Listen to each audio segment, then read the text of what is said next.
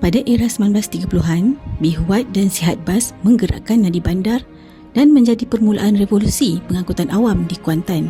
Kuantan Town Service terusnya hadir pada era 1950-an menyokong perkhidmatan pengangkutan awam di Kuantan. Era baharu bermula dengan kemunculan Sen Heng pada 1990-an yang terus memperluaskan jaringan perjalanan. Pada tahun 2012, Rapid Kuantan pula tiba dengan memperkenalkan sistem yang moden dan efisien. Bus.my memulakan perkhidmatan pada tahun 2025 sebagai perkhidmatan pengangkutan awam yang bersepadu, inklusif dan mampan. Kajian ini dijalankan bagi mengatasi kadar penggunaan pengangkutan awam yang rendah di daerah Kuantan. Kepentingan kajian. Yang pertama, bagi menyelaras keperluan kemudahan pengangkutan awam. Yang kedua, menilai keberkesanan sistem bas henti-henti sedia ada. Yang ketiga, bagi mencadangkan penambahbaikan secara menyeluruh. Dan yang terakhir, bagi menjadi rujukan utama kepada agensi berkepentingan. Kawasan ini merangkumi 296,000 hektar iaitu 8% daripada keseluruhan negeri Pahang. Populasi penduduk meningkat daripada 571,000 orang pada tahun 2024 kepada 836,567 orang pada tahun 2035. Pusat bertempatan utama termasuk Bandar Kuantan dan Bandar Gambang.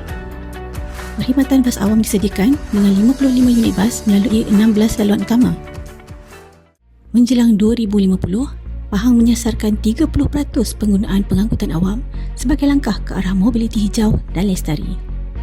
Sebanyak 95% perjalanan dilakukan menggunakan kenderaan persendirian, manakala pengangkutan awam hanya menyumbang sekitar 5% sahaja. 6 daripada 8 kriteria dinilai baik, namun papan maklumat dan kemudahan sokongan memerlukan penambahbaikan. Sebanyak 60% penumpang berpuas hati dengan ketetapan jadual bas, manakala sebanyak 65% berpuas hati dengan kekerapan perjalanan bas. Laluan dengan bilangan penumpang tertinggi di Kuantan ialah hentian Bandar Kuantan ke Gambang sebanyak 242,000 orang setahun. Laluan kurang permintaan ialah hentian Bandar Kuantan ke Indra Mahkota sebanyak 13,000 orang setahun. Keadaan semasa pengangkutan awam di Kuantan. Yang pertama, liputan laluan bas yang tidak menyeluruh. Yang kedua, kemudahan infrastruktur kurang selesa dan tidak efisien. Yang ketiga, kurangnya integrasi antara mod pengangkutan awam. Visi bagi kajian ini ialah bagi menjadikan sistem pengangkutan awam di daerah Kuantan lebih maju, progresif dan berdaya saing selaras dengan aspirasi Pahang First. Bagi merealisasikan Pahang First melalui sistem pengangkutan awam di Kuantan, terdapat 5 strategi, 16 tindakan pelaksanaan dan 22 cadangan.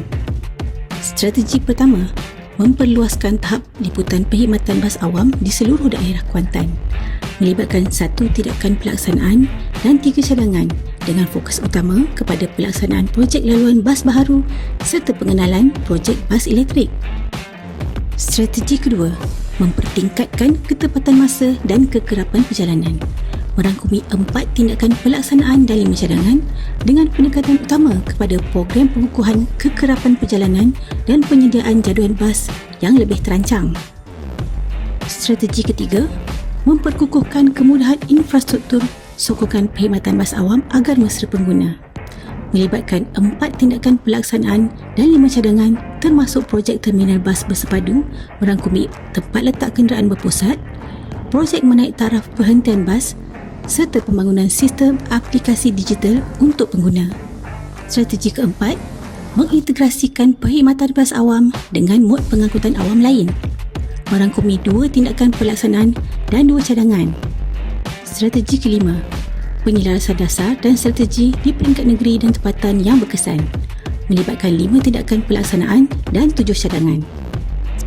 Kini, masa untuk perubahan, maju, progresif dan berdaya saing.